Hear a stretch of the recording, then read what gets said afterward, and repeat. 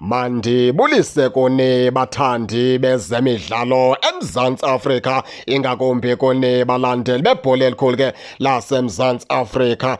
Apha ke baphulaphula sawuthetha ke ngexesha iKaizer Chiefs ke ezawudlala ngalo pha eZambia. Sithethe ke ngesquad sabo abafana abadala, sithethe ke ngeposition yabo apha ke phantsi ko-Group D apha kuma-group stages baphulaphule. Maske siqale senjenje ke iKaizer Chiefs ke izawudlala ngentsimbi yesithathu ke pha eZambia ngo-3 o'clock abafana abadala. Izawuvezwa le match pha ku-SABC 2 ngentsimbi yesithathu. Injalo ke baphulaphule ke umdlalo lo uzawuvezwa pha ku-SABC 2 ngentsimbi yesithathu ke ku-SuperSport apha ke eMzantsi Afrika. Injalo ke baphulaphula ke maske sidlule ke lapho singene ke kwimeko ke yeKaizer Chiefs nje yonke njengoba ke izawubheka pha kwilizwekazi ke laseZambia. Masiqale ke ngentwethi ke abafana abadala baya pha bengakaphumeleli, ngoba uba ndikhumbula kakuhle babethwa pha i-Al Masry yapha e-Egypt ngo-2-1, babe badrawa pha neZamalek ngo-1-1. Match yesithathu le bazobe beyidlala pha neqela ke leZesco United. iKaizer Chiefs ke ihleli pha kuposition 3. Manje kupheke uba bame njani apha ku-Group D. Unumber 1 ke ku-Group D i-Al Masry yapha e-Egypt no-6 points. Izilandulwa pha yiZamalek yapha e-Egypt ina-4 points.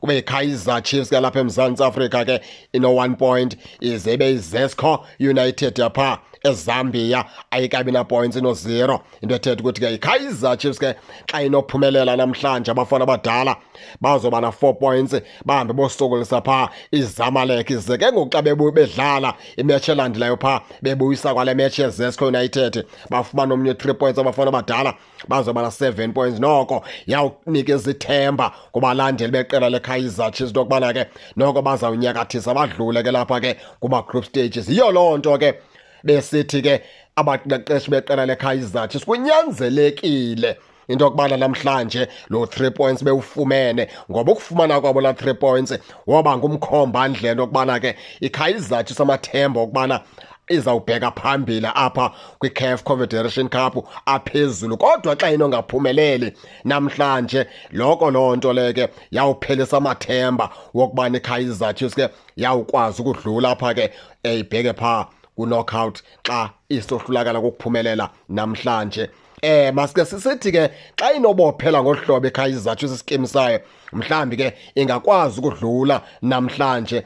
Ibeke pha uBrandon Peterson njengoko-goalkeeper, ngoba ke akekho omnye ke ozongena. Ibeke uThabiso Monyane njenge-right back iKaizer Chiefs ke eleft ke mhlambi iqhubeke pha nale nkwenkwenyana yakwaMcCarthy u-Eden McCarthy pha kwela cala lase-left. Ize apha kwi-center back zayo alikho kutshintshwa ngalithola pha, ngoba uMiguel obvious ngeke bamhlalise ebhentshini ke izawuba nguMiguel noQuinica pha kweza center backs zabo. Ndiqiniseke lapha esazikithini sebala ke bafake pha uMabuye, bazawuvele bazamdibanisa pha noNdlovu. Ayikho enye into yakwenzeka izoba nguMabuya noNdlovu pha kwesasizwe zokuathe ke pha ke uModi. Ndicinga uba ke iKaizer Chiefs ke ifake uModi isogqiba pha njengoba izawufaka uPule Modi, ithathe ke le nkwenkwanyana ke yakwamntu Tshabalala izapha phambi kwabo babeke pha le nkwenkwanyana ke yakwavele Bhayi, ize bamdibanise pha nale nkwenkwanyana ke yakwaDa Silva. Ibe ngabona ke bantu ke bawuqala umdlalo. Senza kanjani ke sithi ke apha ke emveni kwezistrikers iKaizer Chiefs ke yawubeka pha uMduduzi Tshabalala, ize strike pha ngoDa Silva, izapha emacaleni ke kwiwinga zabo, ize baleke pha ngoModi, baleke pha ngovele Bhayi, izapha esazikithini sebala, ize ke sebenzise ke uNdlovu kunye noLebo Mabuye, ize kwi-center backs zabo badifende pha ngala nkwenkwanyana ke yakwaMiguel kunye ke nale ndodanyana kwaZitha Quinnica. Kwi-right back babeke uMonyane, kwi-left back babeke pha u-Eden McCarthy, ezipalini ke babeke pha uBrandon Peterson. Ndicinga uba ke bawube benze kakuhle kakhulu ke xa benoqalisa ke abo badlali namhlanje, ngoba kunabadlali ngeze ukwazi ukubakhupha pha ngoba ngeze bakhushwe tu